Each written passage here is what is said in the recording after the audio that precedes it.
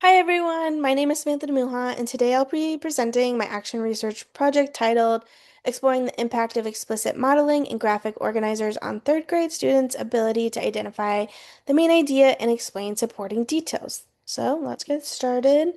We're going to focus on research focus first.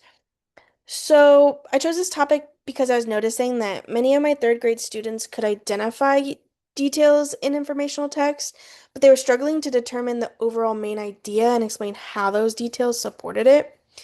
And since identifying the main idea is a huge and important reading comprehension skill, I wanted to explore instructional strategies that could better support students' understanding. So the research question guiding my study was how, if at all, does the use of explicit modeling in graphic organizers support third grade students' ability to identify the main idea and explain key details?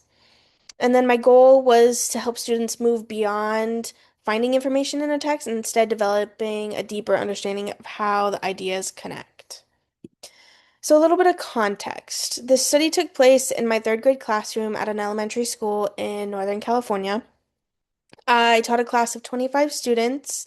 However, I focused my data collection on nine focal students who represented a wide variety of academic abilities and learning needs.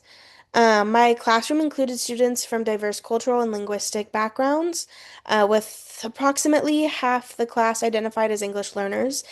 Many students were also performing below grade level in reading, which made this an appropriate area of focus for improving comprehension instruction. So the research design, this project followed an action research design consisting of three instructional rounds.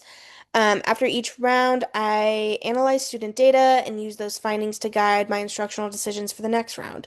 So in round one, students focused on identifying the main idea and key details using explicit modeling, a graphic organizer, and partner practice. And then in round two, I shifted the focus to helping students explain how key details supported the main idea by adding a revised graphic organizer, and then guided practice and structured discussions.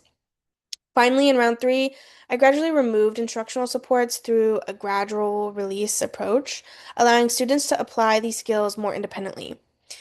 Throughout the project, I collected multiple sources of data, including student graphic organizers, exit tickets, written responses, observation notes, and teacher reflection notes. So, moving on to major findings, two major themes emerged across all three rounds of my action research. First, explicit modeling and graphic organizers positively supported students' comprehension. As instruction progressed, students became more successful at identifying the main idea and explaining how supporting details connected to the central idea of informational text. The second theme, the gradual release of responsibility helps students become more independent and confident.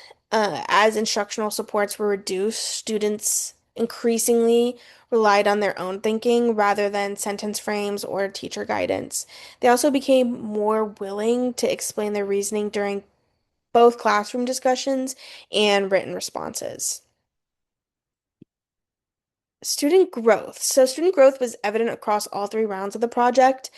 In round one, many students could identify supporting details, but they were struggling to determine the overall main idea or explain how details supported it.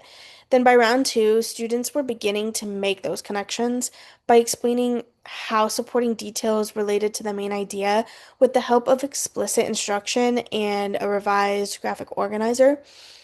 By round three, students demonstrated much greater independence. They were able to accurately identify the main idea and explain supporting details with a lot less instructional support, showing growth in both comprehension and confidence. Then a little bit of reflection. This project had such a meaningful impact on my professional growth as a teacher. It helped me become much more intentional about using student data to guide my instructional decisions instead of just relying on assumptions about student understanding. I also developed a better understanding of how students learn. So I learned that many students need opportunities to observe thinking through explicit modeling, organize their ideas with visual supports, and gradually build confidence through guided practice.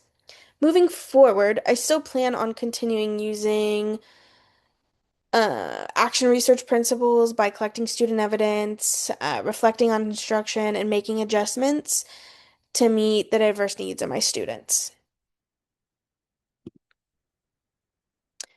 Some key takeaways. So, overall, this action research project demonstrated that explicit modeling, graphic organizers, guided practice, and gradual release positively supported my students' ability to identify the main idea and explain supporting details and informational text. More importantly, this experience reinforced the importance of reflective teaching and using student evidence to make instructional decisions.